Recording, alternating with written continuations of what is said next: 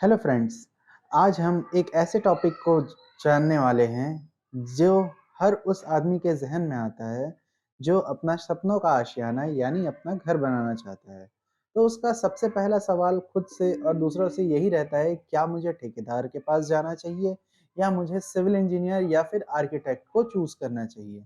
तो आइए हम जानते हैं कि क्या फ़र्क होता है ठेकेदार के पास जाने से और सिविल इंजीनियर या आर्किटेक्ट से कंसल्ट करके घर बनवाने में। तो जानते हैं पहले सिविल इंजीनियर से कंसल्ट करने के बाद उससे हमें क्या-क्या आउटकम्स मिलते हैं। तो फर्स्ट है कॉस्ट रिडक्शन। देखिए सिविल इंजीनियर मतलब इंजीनियरिंग का वो ब्रांच जो सिर्फ सिविल स्ट्रक्चर और डिजाइनिंग और इम्प्लीमेंटिंग में हेल्प करता है। तो जब हम किसी सिविल इंजीनियर से कंसल्ट करते हैं तो वो सबसे पहले हमारा बजट हमको बताता है कि हमारे कितने बजट में वो काम हो जाना है। सेकेंडली वो हमको कॉस्ट रिडक्शन करके देता है। थर्ड वो लोड कैलकुलेट करके बताता है स्ट्रक्चर के ऊपर कि कहाँ-कहाँ हमें किस साइज़ का कॉलम या फिर बीम या फिर जो भी सपोर्ट हमको प्रोवाइड करना है वो कहाँ हम करेंगे। थर्ड रहता है supervision of work. Proper supervision आपके कंस्ट्रक्शन में बहुत ज़्यादा ज़रूरी है। अगर प्रॉपर कंस्ट्रक्शन करवाना है तो सुपरविजन 100% होना चाहिए। अदरवाइज़ कौन-सी चीज़ कहाँ जा रही है ये किसी को नहीं पता चल पाता।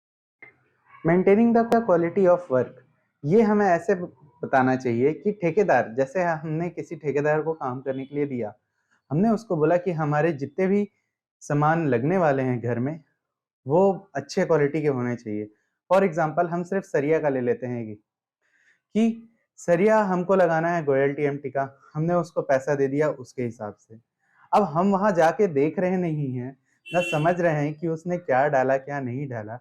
और जब हम जाके वहाँ पर कुछ दिनों बाद देखते हैं या विज़िट करते हैं या सर्वे करवाते हैं, तब पता चलता है कि हमने तो पैसा गोयल का दिया था, पर उसने तो सृष्टि का लगा दिया। मतलब हमारे काम को उसने और बिगाड़ दिया। तो इसीलिए maintaining the quality of work is the basic principle of civil engineering.